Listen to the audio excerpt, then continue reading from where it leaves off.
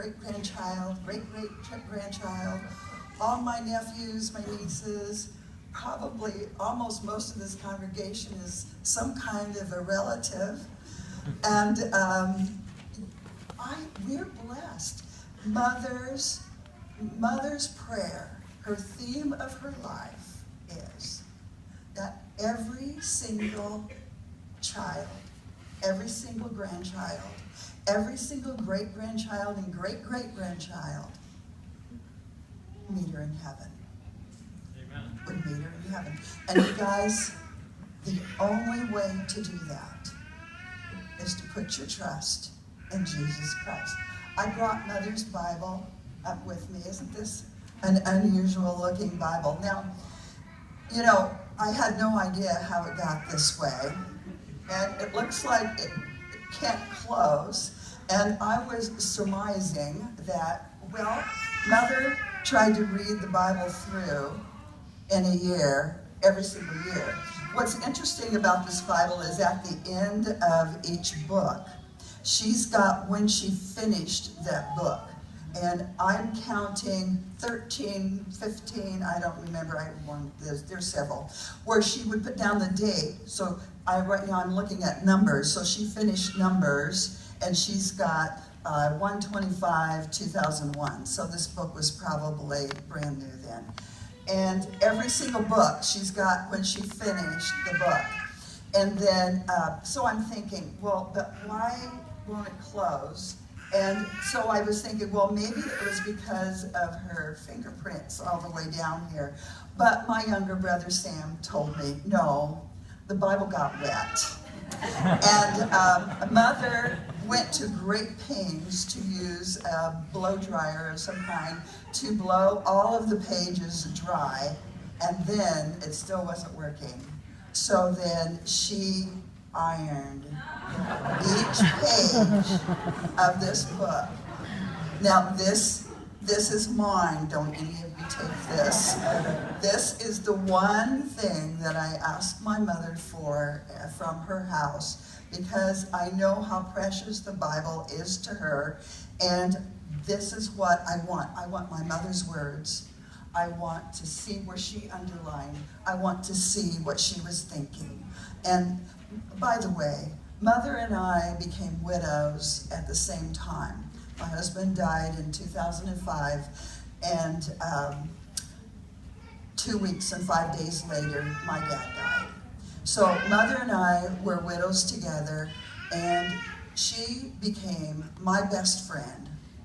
She became my travel buddy, the person that I would call and talk to on the phone, and I will miss her beyond belief. Wednesday night, I got to talk to her on the phone, and my guilt was saying, because we didn't talk very long, but she was always saying, "Now, honey, I know you're busy." So, you know, she wouldn't keep me too long, but we laughed together, we talked together all the time. I will definitely miss that.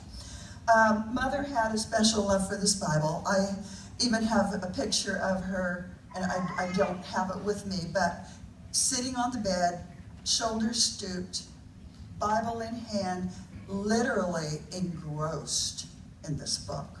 She did not read it because she had to. She did not read it to put on a show. She read it because she loved every word in this book. And I knew that when Mother prayed, she talked directly to God. Now, we've got 7 witnesses here of what Mother was like in the house with us. And it's been a lot of fun being with my brothers and sisters and bringing up stories. This happened and that happened. One little story that I brought up was when I was about 5 or 6, we lived in Illinois. And we were living with my Grandma Stoops. And Mother was outside and she was washing off the sidewalk. And I'm standing on the grass and I'm watching her, and she says, "Now, Fama, don't get in the water." And I looked at it.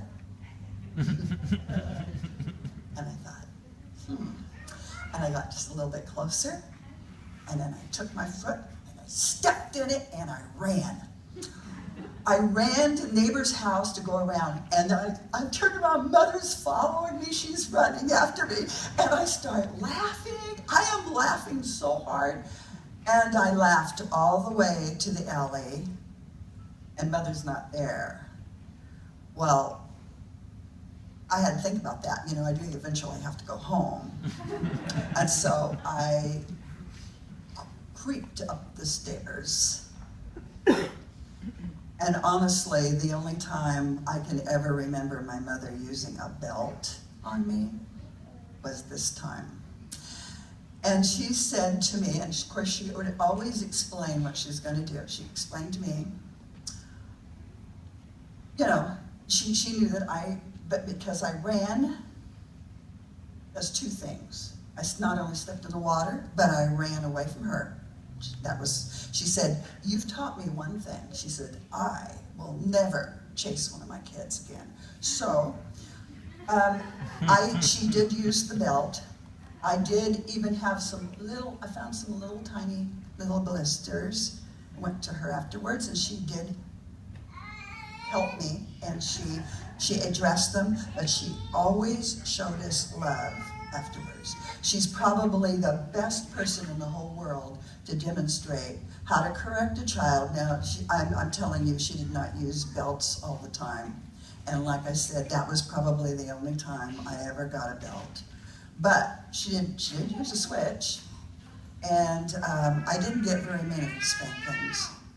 But I knew never to lie to Mother, and that was very important. I'm not going to talk a long time.